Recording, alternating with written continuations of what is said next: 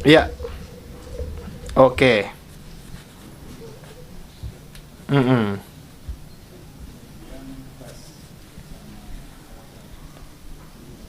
Oke.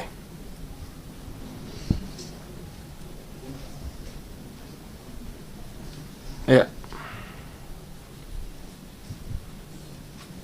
Jokowi akhirnya menyerahkan ijazah aslinya kepada majelis hakim dalam proses sidang pemenjaraan Dr. Tifa dan Roy Suryo. Tentunya teman-teman dalam kasus ijazah palsu Jokowi. Tentunya teman-teman, kubu Jokowi kali ini tampaknya ya kalian tahulah memberikan ijazah aslinya atau benar atau tidak. Kita saksikan dulu video berikut ini teman-teman semuanya. Ya, kalau memang benar, kenapa tidak dari dulu saja menunjukkan atau memberikan dokumen asli kepada majelis hakim untuk keperluan memenjarakan orang-orang yang getol untuk membongkar kepalsuan ijazah Jokowi. Kita saksikan dulu video berikut ini teman-teman semuanya sampai selesai. Jangan lupa subscribe MPH channel teman-teman semuanya. Bantu tembuskan 100.000 subscriber. Ya. Allahu Akbar. Allahu Akbar. Allahu Akbar.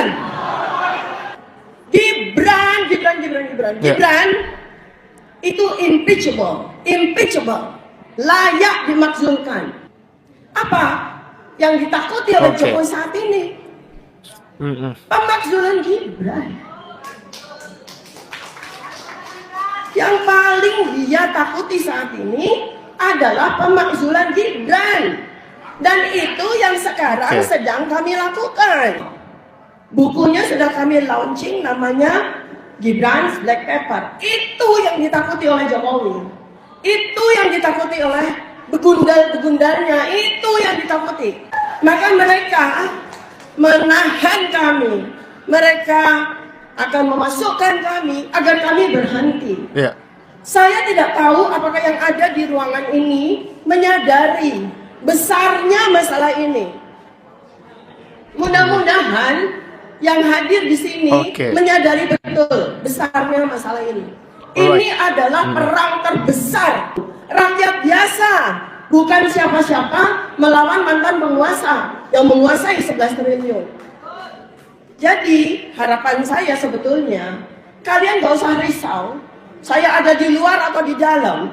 Yang lebih saya risau, yang lebih saya gelisah, yang lebih saya gundah adalah jika perjuangan kami itu berhenti hanya karena kalian diam, hanya karena kalian membisu, hanya karena kalian tidak mau peduli dengan apa yang kami lakukan. Karena perjuangan saya tidak akan berhenti dimanapun saya berada. Mau saya dikunci di kotak, mau saya dikunci di gua, nggak peduli. Karena saya yakin perjuangan saya insya Allah mendapatkan ridho Allah Subhanahu Wa Taala, dan selalu ada jalan bagi lanjutan perjuangan ini. Yang saya khawatirkan sekali lagi adalah rakyat Indonesia. Ketika ada orang pemberani sudah memartirkan diri, sudah mewakafkan diri untuk memulai perjuangan ini, untuk mulai peperangan ini, akankah kalian berhenti? Akankah kalian diam saja? Akankah kalian tidak terusik untuk bersama dengan kami meneruskan perjuangan ini? Apa artinya saya diberikan otak cerdas oleh Allah Subhanahu Wa Taala? Apa artinya saya diberikan tugas sebagai seorang ilmuwan, sebagai seorang peneliti? Kalau saya diam saja, Allah sendiri akan melaknat saya sebagai setan bisu. Risiko perjuangan itu kan memang berat. Ya, makanya yang mau berjuang menegakkan kebenaran itu sangat sedikit. Tetapi apakah kemudian saya dan mungkin teman-teman yang lain takut? Apalagi kita tahu bahwa yang sedang kita bongkar potensi kejahatannya ini adalah orang yang memang selama 10 tahun ini suka sekali menggunakan abuse of power.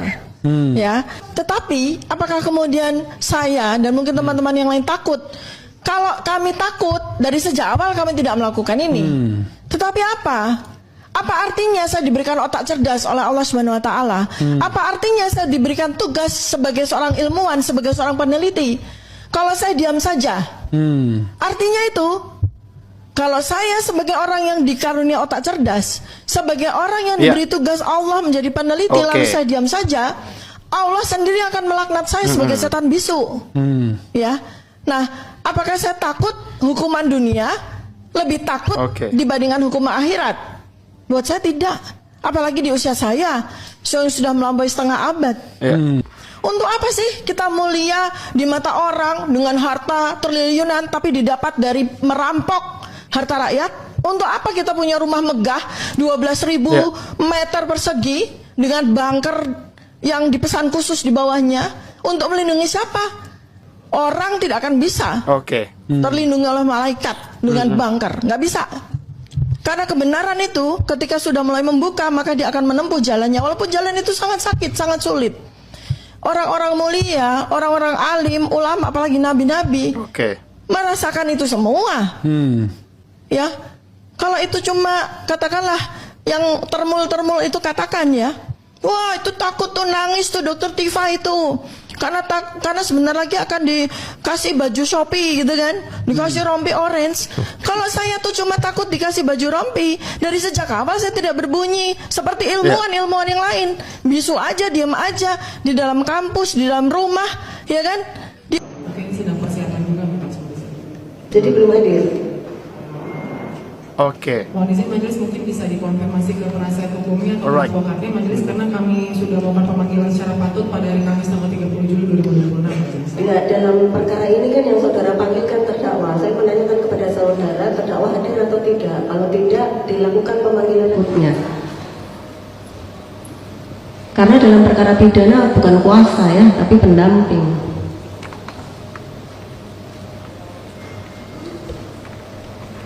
Mohon izin majelis, sebagaimana persidangan sebelumnya, pada persidangan untuk perkara sebelumnya itu dinyatakan oleh terdakwa bahwa terdakwa akan bersedia hadir majelis, mohon izin tanpa dipanggil. Ya, nanti dipanggil kembali ya untuk persidangan berikutnya. Waktunya 1 minggu ya, cukup ya untuk memanggil terdakwa kembali. Sidang di Mohon izin majelis, ya. mungkin apabila berkenan untuk ditanyakan karena ada advokat yang hadir. Saya bertanya kepada saudara. Siap. Saudara yang menghadirkan, gitu ya. Jadi sidang ditunda hari Kamis tanggal 20.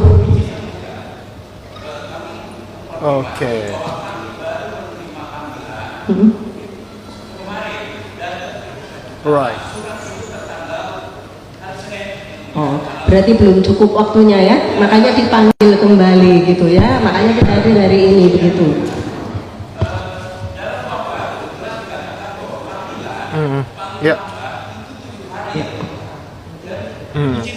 Kami sampaikan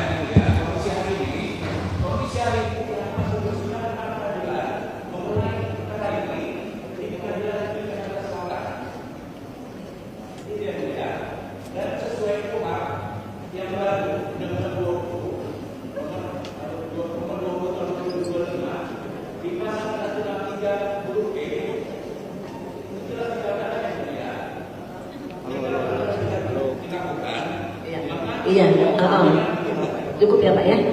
Jadi gini ya, karena panggilan belum mencukupi waktunya, katanya baru terima hari Senin. Untuk kalau saya hitung di persidangan tanggal 20 nanti belum cukup 7 harinya kalau dipanggil mulai besok. Jadi persidangan tanggal 27. Begitu ya, dipanggil untuk hari Kamis tanggal 27 Agustus 2026. Gitu ya terdakwa ya, penuntut umum ya, untuk manggil terdakwa. Begitu ya. Baik, mohon izin majelis. Ya. Baik, apabila majelis memutuskan untuk kami memanggil kembali, akan kami panggil kembali untuk kesempatan berikutnya. Namun sebelum sidang ditutup, kami ingin menyampaikan untuk melakukan permohonan mewajibkan terdakwa melakukan wajib lapor kembali kepada kami majelis, karena menghadirkan terdakwa pada persidangan juga merupakan salah satu tugas dari penuntut umum, dan pada saat dilakukan penyerahan tersangka dan barang bukti, terdakwa ini sepakat untuk kooperatif, dan salah satu nilai kooperatifnya adalah untuk dipanggil apabila ada wajib lapor. Demikian majelis. Maaf Bu. Ya nanti seperti yang sudah saya sampaikan masih ada kesempatan memanggil. Nanti berikutnya kita tetapkan begitu ya. Itu ya Pak ya. Mohon maaf ya Pak ya, karena di sini terdakwa belum hadir, penasihat hukum belum mewakili gitu ya, belum mendampingi. Ya, saya menanggapi begini aja. Dikatakan Tidak usah Pak ya. Kalau memang wajib lapor kembali, berarti statusnya tersangka. Saya belum menetapkan kalau wajib lapor kembali. Jadi dipanggil terlebih dahulu untuk persidangan hari Kamis tanggal 27 Agustus 2026. Begitu ya. Karena ada pukul 09.00 gitu ya. ya sidang selesai ditutup. Iya. Ya, hadirin yang mohon untuk berdiri. Majelis Jangan takut, kalau ada apa-apa kita akan lawan. Wah, udah gini aja. Saya sebenarnya nggak perlu banyak komentar. Saya datang untuk sekali lagi mensupport sahabat saya yang luar biasa kita dengar, dan saya setuju tadi penegasannya bahwa kenapa kemarin Dr. Tifa tidak kelihatan di ruang sidang. Beliau ada, saya tahu ada, tapi itu sikap yang harus dihormati. Yang kedua adalah ini bukti bahwa antara saya dan Dr. Tifa, termasuk dengan semua kuasa hukumnya, adalah kita tetap kompak, kita tetap bersaksi. Teman-teman tahu siapa yang menjadi saksi tadi? Ya, itu adalah namanya Mas Abdul Ghafur Sangaji, sarjana hukum, magister hukum. Itu adalah kuasa hukum saya yang ada di. Kemudian siapa ahlinya? Dr. Didit Wijayanto Wijaya. Itu yang juga saya gunakan sebagai ahli.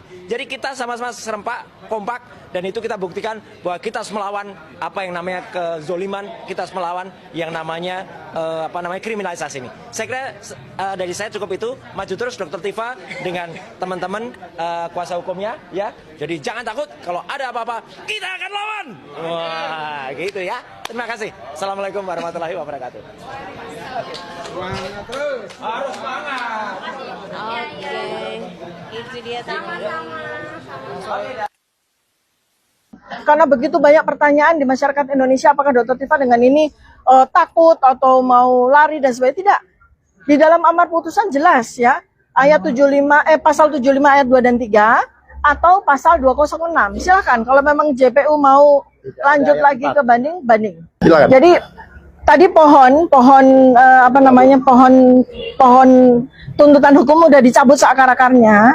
Nah, pasal 206 itu mengizinkan kalau pohon itu mau dibawa ke atas. Kalau mau lawan. Ya, kalau mau JPU menganggap bahwa pohon ini masih layak untuk disidangkan, maka pohon ini dibawa ke atas ke banding, ya. Kami siap. Nah, untuk itu kami siap. Ya, untuk itu kami siap. Kalau memang JPU mau banding, ya udah, mari kita jalankan itu, bukan dengan cara seperti ini. Pelanggaran ini. Ya, karena ini jelas pelanggaran. Amar putusan tidak menyebutkan pasal 75 ayat 4, tapi digunakan oleh JPU. Bagaimana mengujinya Ya, dan ternyata setelah kami pelajari juga ternyata itu terjadi kok hanya sekedar cosmetic edit. Hanya memperbaiki teks typo. Ya, tidak memperbaiki substansi, apalagi membuat baru. Jadi sekali lagi teman-teman seluruh media, saya juga perlu sampaikan, karena begitu banyak pertanyaan di masyarakat Indonesia, apakah Dr. Tifa dengan ini takut atau mau lari dan sebagainya? Tidak. Di dalam amar putusan jelas ya, ayat 75 pasal 75 ayat 2 dan 3 atau pasal 206. Silakan kalau memang JPU mau lanjut lagi ke banding. Kami siap, insya Allah. Ya, terima kasih. Ada pertanyaan? Dr. Tifa hadir juga di sini. Ya, insya Allah. Jadi saya mesti lihat jadwal ya, tapi insya Allah saya akan mengikuti teman-teman persidangan ini ya bersama para advokat saya. Tentu saja mereka sangat berkepentingan terhadap saya ya, masa saya tidak hadir ya. Saya harus membersamai juga. Ini lagi ya. Terima kasih. Saya menegaskan apa yang dikatakan Dr. Tifa. Pra peradilan ini bukan untuk kepentingan Dr. Tifa. Karena Dr. Tifa tidak minta dibebaskan, tidak minta dibatalkan status tersangkanya. Tapi yang kami pra peradilan ini yang kami arahkan yaitu hanya untuk penegakan hukum ini supaya benar-benar ditegakkan dengan due process of law. Ini masalahnya. Oleh sebab itu, karena ini puhab yang pertama, ini adalah suatu exercise agar kita nanti untuk jurisprudensi ke belakang. Kalau setiap kali putusan batal demi hukum terus diajukan, perbaikan mau jadi apa hukum ini? Karena batal demi hukum itu artinya sudah dianggap tidak ada. Tidak ada itu kalau bangunan sudah jadi tanah. Nah, kalau tidak ada, apanya yang mau diperbaiki? Kalau compang-camping diperbaiki, ini tidak ada. Batal demi hukum. Dan itu keseluruhan dakwah gitu. Ya. Kemudian apa yang perlu dilakukan dulu? Satu hal lagi adalah putusan pengadilan itu yang harus dipegang untuk langkah-langkah selanjutnya. Nah, putusan pengadilan itu hakim tidak menggunakan kewenangannya. Karena 75 ayat 4 itu hakim memberikan kesempatan. Tapi tidak ada pada amar putusan. Tapi tidak ada demi hukum. Tidak ada pada amar putusan. Iya, dalam putusan itu tidak tertulis. Tidak ada. Bahkan diloncatin langsung ke pasal 206. Apa maksud hakim itu? Silahkan melawan, tapi dengan perlawanan banding. Ya. Bukan memperbaiki. Seperti pohon itu udah kecabut akar-akarnya, apanya yang diperbaiki? Kalau diperbaiki itu yang memang rusak. Ini tidak ada. Coba lihat di dalam kamus. Batal demi hukum itu artinya apa? Ya. Ya, ada dua hal yang perlu saya sampaikan kepada seluruh masyarakat Indonesia dan saya akan sampaikan melalui media yang hadir di sini. Pertama adalah klarifikasi saya terkait pada panggilan sidang yang berlangsung pada hari Kamis 13 Agustus 2026. Tidak benar bahwa saya tidak hadir, ya, tidak benar bahwa saya tidak hadir. Saya ada di pada tempat tersebut, tetapi Anda semua juga bisa melihat melalui live streaming yang dilakukan oleh Pengadilan Negeri Jakarta Timur bahwa persidangan boleh dikata tidak jadi dilakukan, ya, karena pastilah hakim dari Pengadilan Negeri Jakarta Timur tahu bahwa kami sedang menjalankan sidang pra-peradilan di PN Jakarta Selatan. Oleh karena itu maka sidang kemarin berlangsung amat sangat singkat, kurang dari 5 menit. Jadi sekali lagi saya perlu sampaikan klarifikasi, ya, banyak pihak-pihak lawan, ya, termul, buzzer dan sebagainya menyatakan bahwa Dr. Tifa mangkir dari persidangan. Itu tidak benar, ya. Nah, kemudian yang kedua adalah itu menunjukkan bahwa Pengadilan Negeri Jakarta Timur menghormati apa yang terjadi di Pengadilan Negeri Jakarta Selatan, di mana kami saat ini sedang menjalankan pra-pengadilan. Dan sesuai dengan undang-undang bahwa sidang pokok perkara itu tidak bisa dijalankan kalau sidang pra-peradilan masih berjalan, ya. Itu yang harus diketahui oleh seluruh masyarakat Indonesia. Nanti lebih teknisnya akan disampaikan oleh advokat saya. Itu pertama adalah klarifikasi yang perlu saya sampaikan di sini. Kemudian yang kedua adalah saya memberikan underline, saya memberikan penegasan bahwa saya tidak mangkir, saya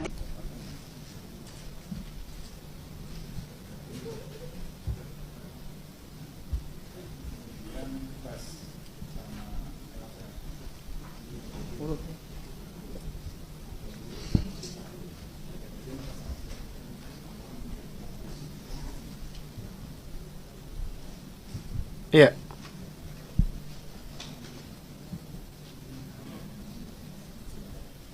Kecuali dalam perkara tindak pidana kesusilaan, tindak pidana yang pelakunya anak-anak, dan sidang persidangan tertutup untuk umum.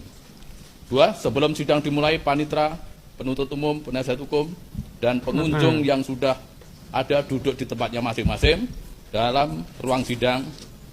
3. Pada saat hakim memasuki dan meninggalkan ruang sidang, pejabat yang bertugas sebagai protokol panitera pengganti mempersilahkan yang hadir dalam ruang sidang kembalikan. Artinya sudah tidak ada lagi perkara saya.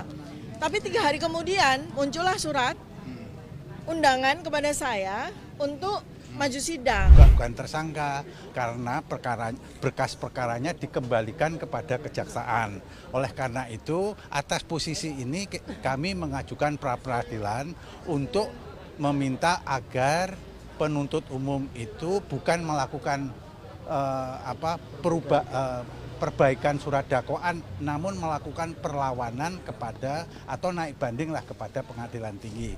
Jadi itu posisi kami sekarang adalah menuntut forum pra-peradilan ini untuk memilih forum ini untuk agar penuntut umum mengajukan perlawanan kepada pengadilan tinggi. Saya sebagai seorang akademisi, seorang peneliti, ya, saya melihat ada sebuah sisi di mana kita harus melakukan yang saya sebut sebagai intellectual exercise terhadap KUHP baru ini, ya.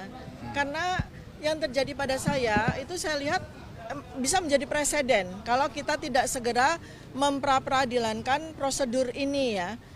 Ya, jadi seperti yang teman-teman semua masyarakat Indonesia tahu, per 23 Juli 2026 saya sudah tidak lagi menjadi terdakwa karena perkara saya sudah batal demi hukum, bahkan berkasnya pun sudah dikembalikan. Artinya sudah tidak ada lagi perkara saya.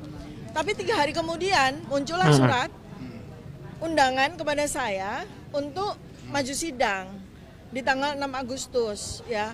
Nah, artinya apa? Saya hanya 3 hari bebas. Nah, ini adalah sebuah presiden dalam KUHP baru kita yang memang perlu dieksersis. tempatnya untuk melakukan exercise di mana ya Kalau Jokowi jelas kayaknya udah nggak mau menunjukkan tuh. Walaupun dia berkali-kali bilang nanti akan saya tunjukkan di pengadilan gitu kan.